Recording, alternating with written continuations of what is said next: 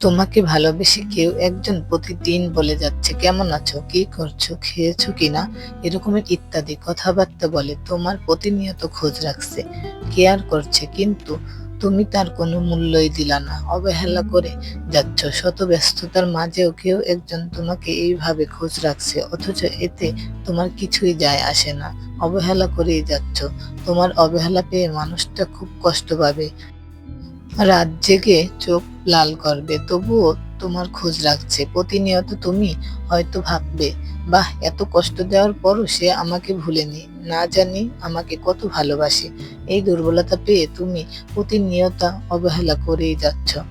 একদিন, 2 দিন, 3 দিন, চতুর্থ দিন সে তোমার খোঁজ রাখছে না। তোমার মোবাইলে ফোন, মেসেজ, তার কোনো সাড়া শব্দ নেই।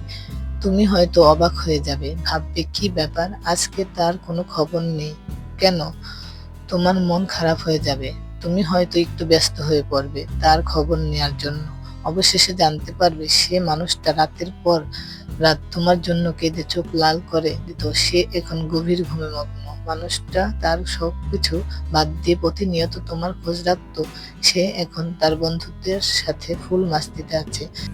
যে মানুষটা 3 বেলা খাওয়ার আগে তুমি খেয়েছো কিনা জানতে চাইতো, সে এখন নিজে খেয়ে টুপ করে ঘুমিয়ে পড়েছে। ঠিক সেই মুহূর্তেই তুমি তার অভাবটা বুঝতে পারবে, তোমার প্রতি তার কেয়ারটুকু মূল্যটা বুঝতে পারবে। ঠিক তখনই মনে হবে মানুষটা তোমার জীবনে কতটা গুরুত্বপূর্ণ ছিল। তখন ইচ্ছে করবে তাকে ফিরিয়ে আনতে, মনে মনে খুব চাইবে যে সে যেন আগের মতো তোমার কেয়ার করে। কিন্তু তখন তুমি তাকে আর পাবে না, সে ফিরে আসবে না, কারণ ততদিনে অনেক দেরি হয়ে গেছে।